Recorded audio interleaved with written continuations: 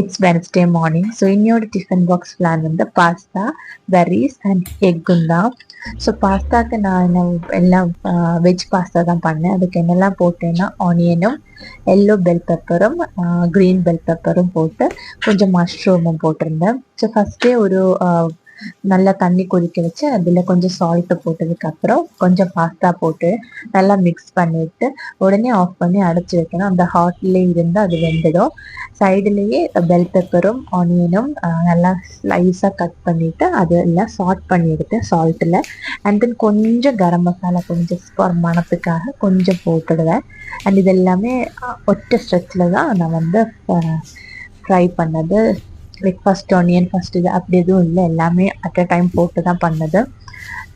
And அடைச்சி வைக்கும்போது நம்ம மஷ்ரூம் போடுறதுனால மஷ்ரூம்லேயே தண்ணி வந்துடும். ஸோ எக்ஸ்ட்ராவாக தண்ணி போடணும்னு அவசியம் இல்லை.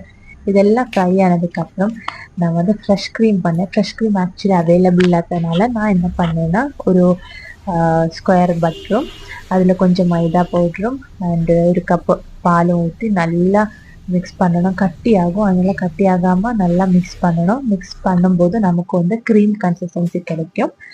அண்டு பார்த்தா சில்லி ஃப்ளேக்ஸ் இல்லை, ஸோ நம்ம வத்தல் மிளகு எடுத்து மிக்ஸ் பண்ணி சில்லி ஃப்ளேக்ஸ் பண்ணிட்டேன். அண்ட் ஒரிகானோ போடலை, பிகாஸ் அது இல்லை, அதுவும் இல்லை, இட்ஸ் ஓகே. அதனால் நான் என்ன பண்ணேன்னா நம்மளோட கஸ்தூரி மேத்தி போட்டேன்.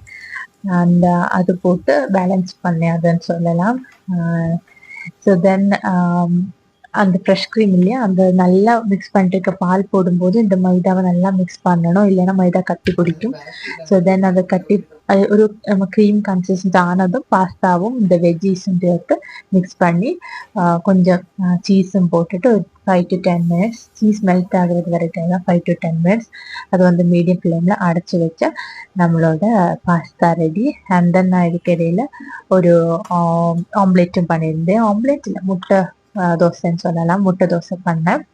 அண்ட் தென் பெர்ரிஸ் தான் இன்றைக்கி ஃப்ரூட்ஸில். பெர்ரிஸ் ஏன்னு சொன்னேன்னா ரெண்டுமே வச்சிருந்தேன், ஸ்ட்ராபெரியும் ப்ளூபெரியும். ஏன்னா பாஸ்தா இன்கேஸ் அவனுக்கு பிடிக்கல, வீட்டில் ஆக்சுவலி சாப்பிட மாட்டான், ஆனால் ஸ்கூலில் மிஸ்ஸு சொன்னாங்க பாஸ்தா பிடிக்கணும், அதனால தான் இன்றைக்கி ட்ரை பண்ணேன்.